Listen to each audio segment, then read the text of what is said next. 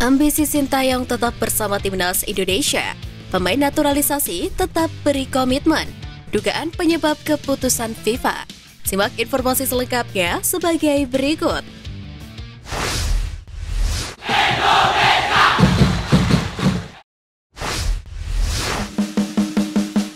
Piala Dunia U20 batal, pemain naturalisasi tetap beri komitmen.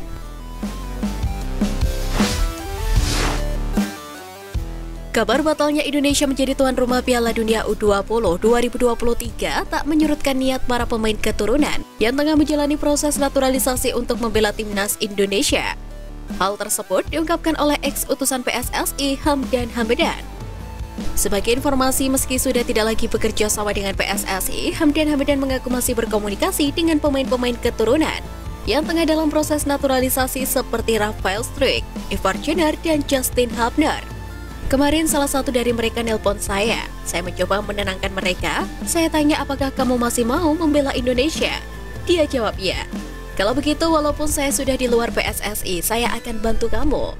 Itu janji saya, kata Hamdan Hamdan saat menjawab salah satu pertanyaan netizen soal nasib 3 pemain calon naturalisasi. Mengutip dari akun Instagramnya @hamdanhamdan. Tentu hal tersebut mengundang pertanyaan siapa pemain naturalisasi yang masih berkomitmen untuk membela tim merah putih. Namun jika melihat aktivitas di media sosial, sosok yang dimaksud Hamdan Hamdan adalah Ivar Jenner dan Rafael Struijk. Sebab keduanya terlihat aktif mengikuti perkembangan pembatalan Indonesia sebagai tuan rumah Piala Dunia U20 2023. Baik Rafael Struijk dan Ivar Jenner tak hanya mengunggah ulang rilis pembatalan dari FIFA, tetapi juga membagikan potret para pemain timnas Indonesia U20 yang menangis. Di lain sisi, 2 pemain naturalisasi senior yakni Diego Michel dan Stefano Lillipali turut mengungkapkan kekecewaannya kepada kambing hitam batalnya Indonesia sebagai tuan rumah Piala Dunia U20. Lewat feed di Instagramnya, Diego Michel memasang wajah Gubernur Jawa Tengah Ganjar Pranowo dan Gubernur Bali Iwayan Koster. Pemain berdarah Belanda tersebut meminta keduanya untuk bertanggung jawab. Sontak unggahan tersebut mengundang banyak komentar yang beragam, termasuk Stefano Lillipali yang menuliskan tambah lucu. Sekarang harapannya sanksi FIFA tidak dijatuhkan kepada Indonesia. Lobi-lobi tingkat tinggi wajib dilakukan PSSI kepada FIFA agar sepak bola Indonesia tidak mati suri layaknya pada tahun 2015-2016 akibat hukuman dari FIFA.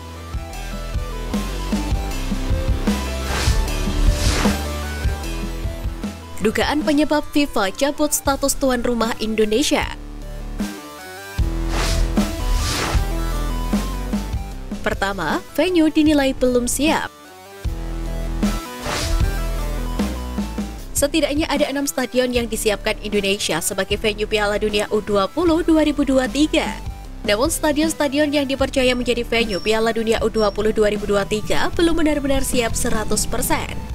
Sebut saja Stadion Sijalak Harupat yang perlu memperbaiki area siaran dan tribun penonton. Sementara itu, Gelora Jakabaring Palembang wajib memperbaiki area parkir yang masih kurang.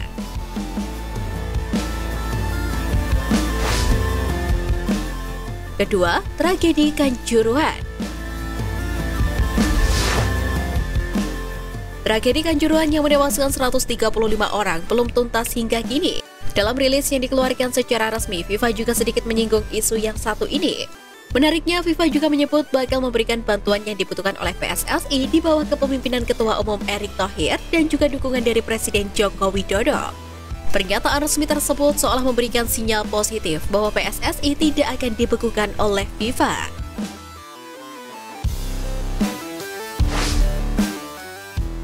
Ketiga, menolak timnas Israel U20. Sejumlah kepala daerah menolak kehadiran timnas Israel U20 untuk tampil di wilayah mereka. Ironisnya, wilayah yang dipimpin kepala daerah ini sudah ditunjuk FIFA sebagai lokasi venue Piala Dunia U20 2023. FIFA dengan tegas tidak ingin olahraga dicampuri dengan urusan politik.